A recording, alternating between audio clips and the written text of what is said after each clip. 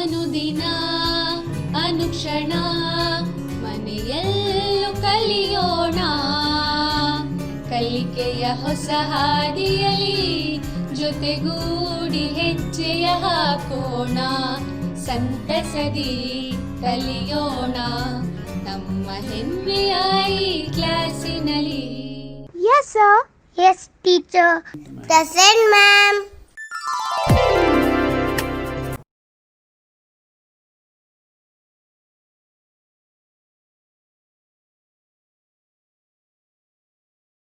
नमस्कार दोस्तों, मैं सतीश कुमार पी, बेंगलुरु ग्रामीण जिला होसकोटे तालुक के सरकारी हाई स्कूल हसीगाल में हिंदी अध्यापक के तौर पर कार्यरत हूँ। बच्चों, आप सब कैसे हैं? ठीक है ना? बच्चों, आज हम 10वीं कक्षा तृतीय भाषा हिंदी का एक कविता पाठ पढ़ेंगे। सबसे पहले हम एक एक्टिविटी करेंगे। यहाँ देखिए बच्चों, उचित जोड़े बनाइए। एक तरह संत कवियों के चित्र है और एक तरह उनके नाम है। आप लोग क्या करना है? आप लोग चित्र देख के सही जोड़े बनाना है। क्या बना सकते हैं? बनाइएगा।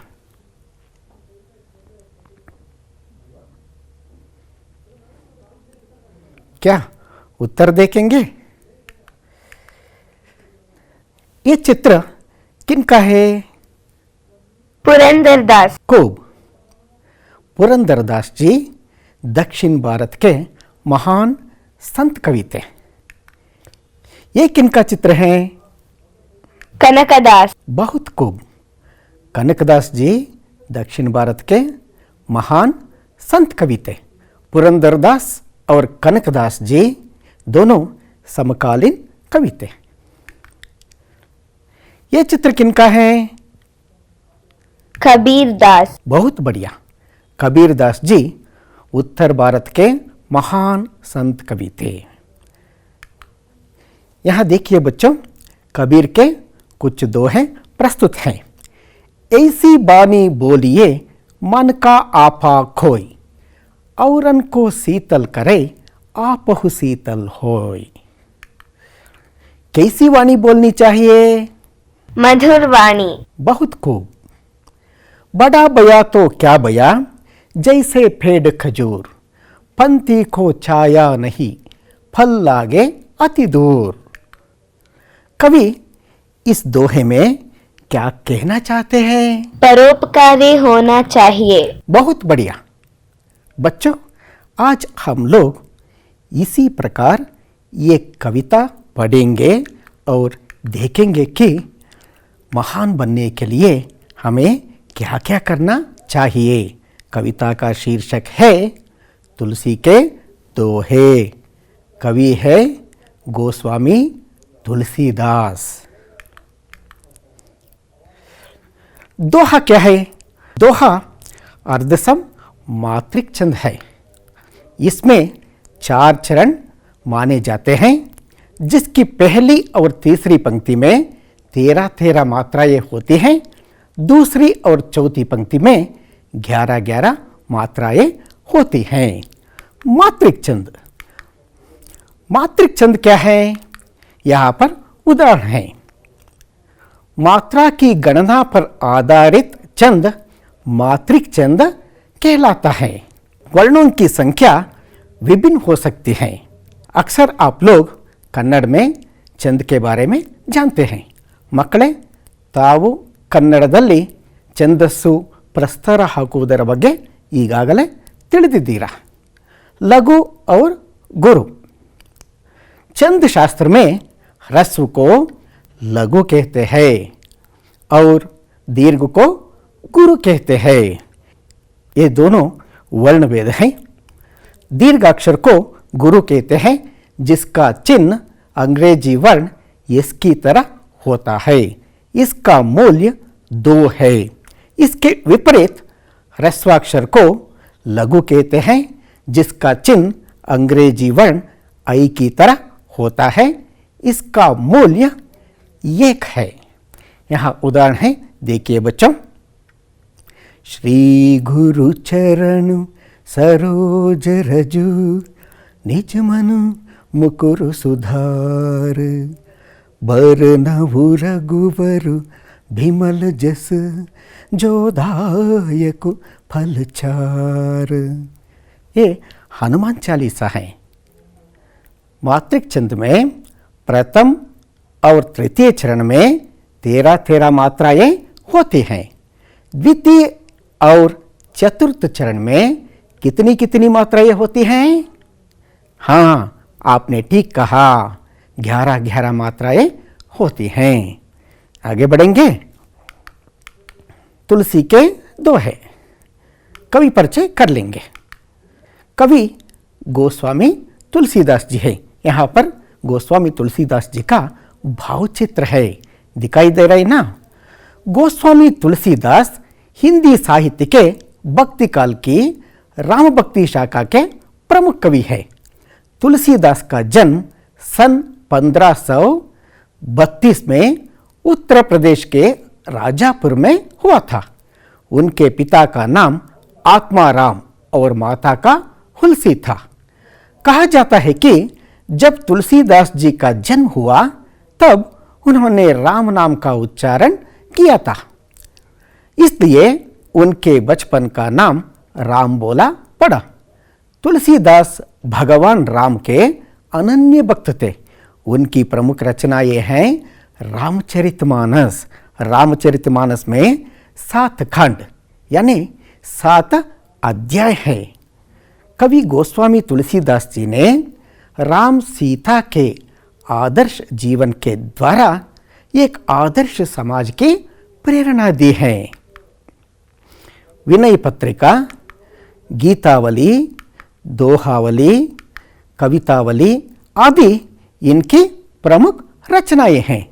सन 1623 को काशी में उनका देहांत हुआ। ये गोस्वामी तुलसीदास जी का संक्षिप्त परिचय। आगे बढ़ते हैं। दोहों का आशय। इन दोहों के द्वारा छात्र अच्छे कर्म करने और नैतिकता से जीवन बिताने की सीख प्राप्त कर सकते हैं। कविता गायन। अब मैं इस कविता का गायन कर रहा हूं। अपनी अपनी पुस्तक देख लीजिए। अपनी पुस्तक की पृष्ठ संख्या 56 यानी 56 पुट संख्या 56 मकड़े। मैं जैसा गाऊंगा आपको भी वैसा दोहराना पड़ेगा। तुलसी के दोहे।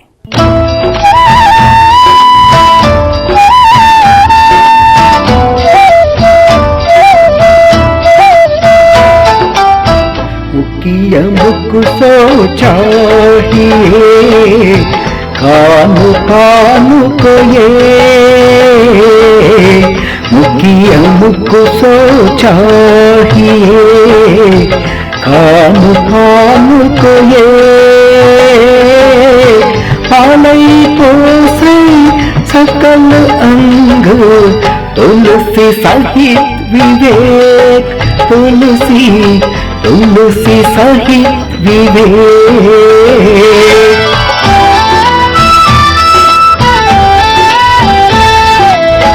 जड़ चेतन गुण दोषमयी, विश्व कीन्ह करता। जड़ चेतन गुण दोषमयी, विश्व कीन्ह करता।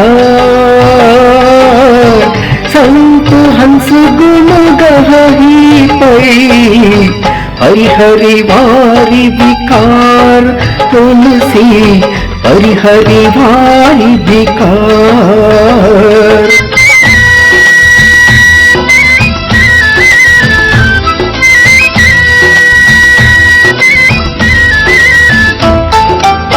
दया धर्म का मूल है, पाप मूल अभिमान। दया धर्म का मूल है, पाप मूल अभिमान। तुलसी दया न छांडिए, जब लग घट में प्राण तुलसी, जब लग घट में प्राण।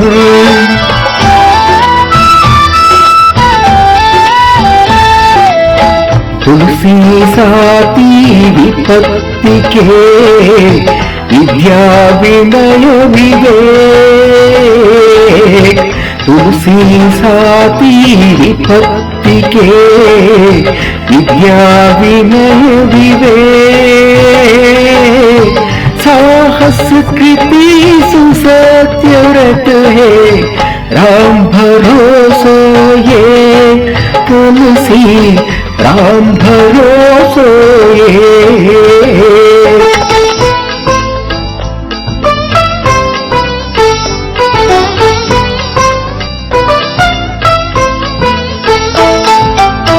राम नाम मनि दीप धरू, जीह दे हरिद्वार। राम नाम मनि दीप धरू, जीह दे हरिद्वार। तुलसी भीतर बाहिरो, जो चाहसी उजियार। तुलसी जो चाहसी उजियार।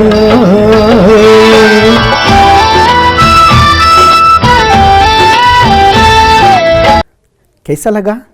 अच्छा लगा ना? आप भी कोशिश करना है। क्या कोशिश कर सकते हैं? आगे चलेंगे।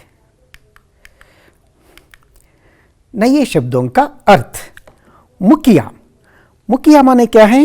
मुखिया माने नेता। कन्नडದಲ್ಲಿ ನಾಯಕ ಅಂತ ಹೇಳ್ತೀವಿ, अंग्रेजी में लीडर। विश्व। विश्व का अर्थ है संसार। विश्व के पर्यायवाची शब्द संसार, दुनिया, जग आदि। कर्तार। कर्तार माने सृष्टिकर्ता। पै। पै माने क्या है? दूध अथवा क्षीर, हालू ಅಂತ। परिहरी। परिहरी माने त्यागना। वारी। वारी माने क्या है? पानी। वारी के समानार्थक शब्द पानी, जल, नीर आदि। घट। घट माने शरीर। घट के पर्यायवाची शब्द शरीर, देह, काय, घात आदि। विपत्ति। विपत्ति मतलब क्या है? संकट। स्वीकृति। स्वीकृति का अर्थ है अच्छे कार्य। जीह। जीह माने जीभ। सकल। सकल माने क्या है? संपूर्ण। कीन्ह। कीन्ह माने क्या है? किया।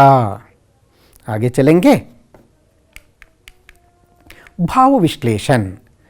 इन दोहों का भावार्थ जानेंगे। मुखिया मुखसो चाहिए, कानु पानु को एक। पालई पोसई सकल अंग, तुलसी सहित विवेक। भावार्थ। गोस्वामी तुलसीदास जी कहते हैं कि मुखिया मुख के समान होना चाहिए, जो खाने पीने को अकेला है, लेकिन विवेकपूर्वक सब अंगों का पालन पोषण करता है। गोस्वामी तुलसीदास जी कहते हैं कि मुखिया। मुखिया माने क्या है? नेता, लीडर, नायका। मुखिया मुख के समान। मुख माने क्या है? मुख के दो अर्थ हैं, चेहरा और मुंह। यहाँ मुंह लिया है। नेता मुंह जैसा रहना चाहिए। मुंह क्या करता है? मुंह खाने पीने का काम अकेला करता है, जिससे शरीर के सारे अंगों का पालन पोषण करता है। जिस प्रकार मुंह अकेला काम करके शरीर के सारे अंगों का पालन पोषण करता है, उसी प्रकार मुखिया यानी नेता भी विवेकवान होना चाहिए कि वो काम अपनी तरह से करे, लेकिन उसका फल सभी में बांटे। ಇಲ್ಲಿ ಗೋಸ್ವಾಮಿ ತುಳಸಿದಾಸರು ಮುಖ್ಯ ಅಂತಂದರೆ ನಾಯಕನನ್ನು ಬಾಯಿಗೆ ಹೋಲಿಸಿದ್ದಾರೆ ಮಕ್ಕಳೇ. ಬಾಯಿ ತನ್ನ ಮೂಲಕ ಆಹಾರವನ್ನು ಸೇವನೆ ಮಾಡಿಕೊಂಡು ಶರೀರದ ಎಲ್ಲ ಅಂಗಗಳನ್ನು ಹೇಗೆ ಪಾಲನೆ ಪೋಷಣೆ ಮಾಡುತ್ತದೆಯೋ ಅದೇ ತರಹ ಮುಖ್ಯ ಅಂದರೆ ಲೀಡರ್ ನಾಯಕನೂ ಸಹ ತನ್ನ ಮೂಲಕ ಪ್ರಜೆಗಳ ಹಾಗೂ ಸಮಾಜದ ಏಳಿಗೆಗಾಗಿ ಶ್ರಮಿಸಬೇಕು. आगे बढ़ेंगे. जड़ चेतन गुण दोषमय विश्व कीन्ह करथार संत हंस गुण गहि पै परिहरिवारि विकार. भावार्थ, विधाता ने संसार को गुण और दोष से संयुक्त करके रचा है, किंतु सज्जन रूपी हंस पानी रूपी अवगुण को छोड़कर दूध रूपी गुणों को ही ग्रहण करते हैं. भगवान ब्रह्मदेव को सृष्टिकर्ता माना जाता है.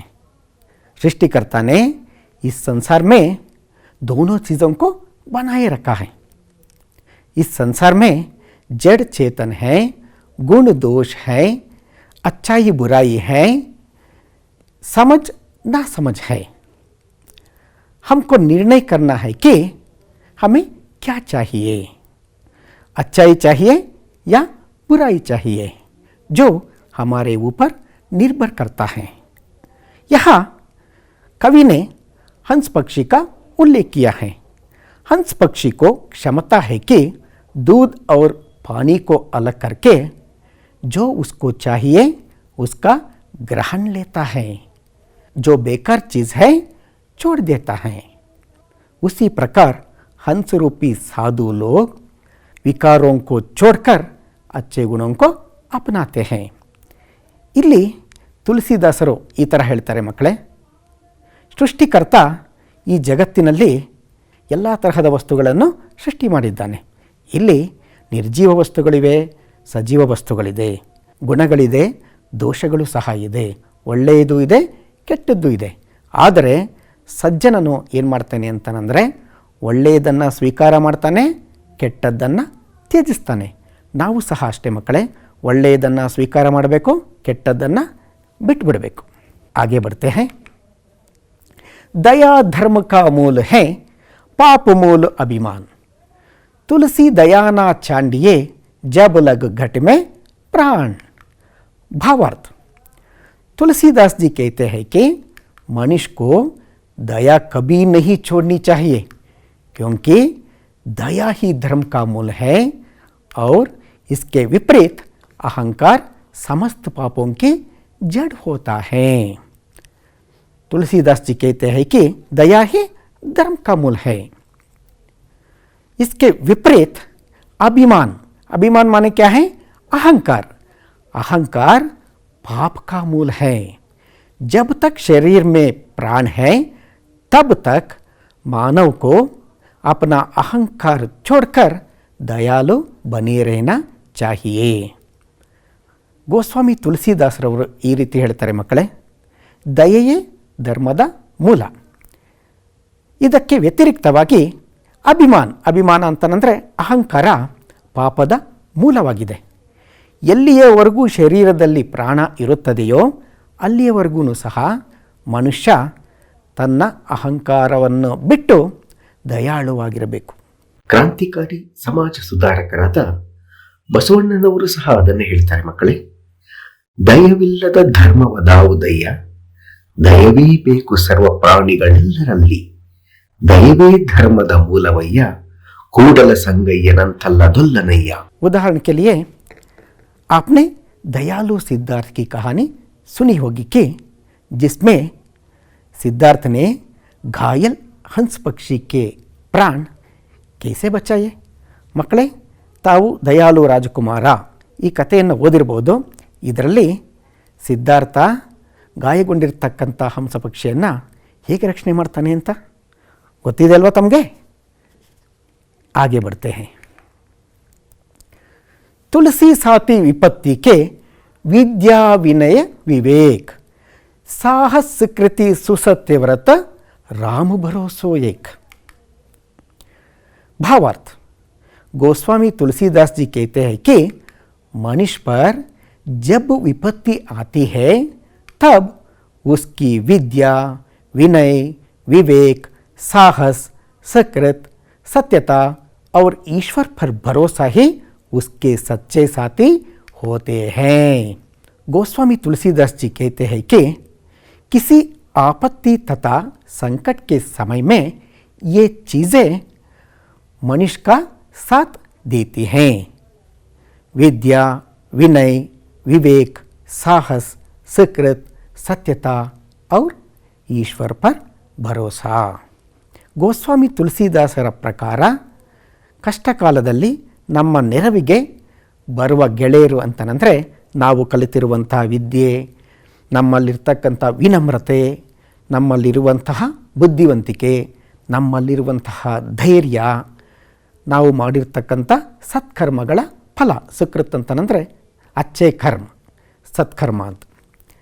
ನಮ್ಮಲ್ಲಿರ್ತಕ್ಕಂಥ ಸತ್ಯನಿಷ್ಠೆ ಮತ್ತು ದೇವರ ಮೇಲಿನ ನಂಬಿಕೆ, ಇವಿಷ್ಟೂ ಸಹ ನಮ್ಮ ಕಷ್ಟಕಾಲದಲ್ಲಿ ನೆರವಿಗೆ ಬರುವಂತಹ ಗೆಳೆಯರು ಮಕ್ಕಳೇ. आगे चलेंगे.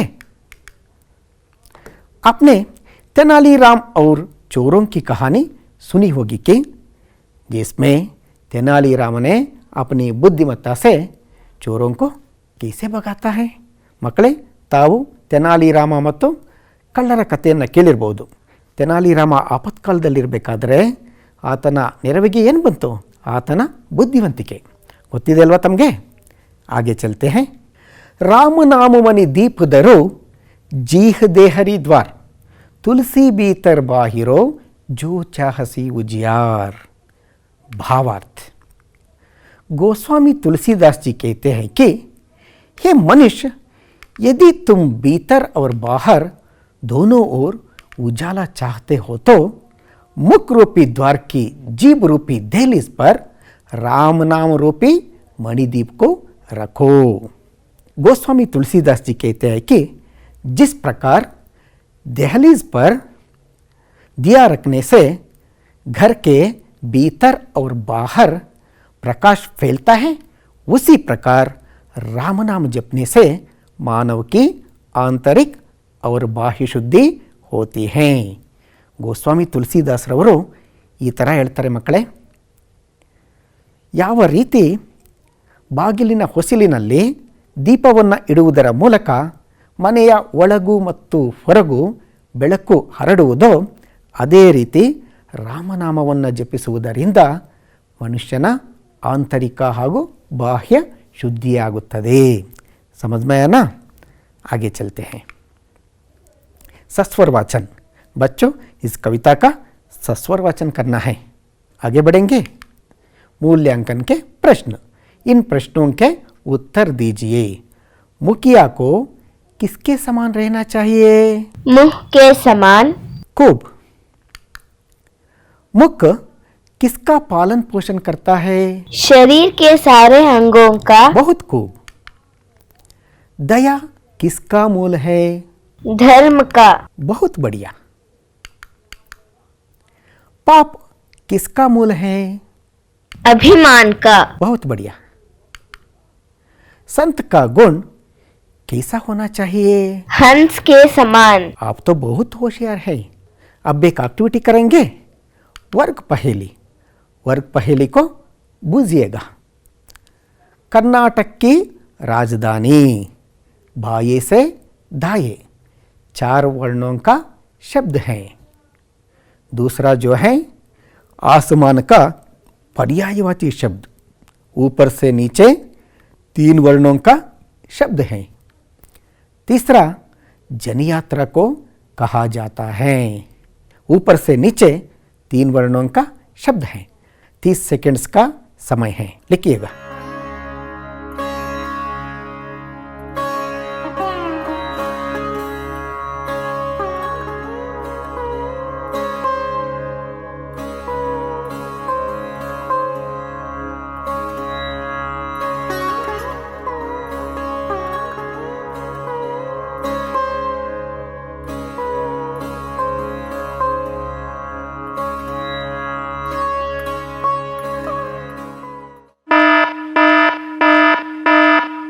क्या उत्तर देखेंगे?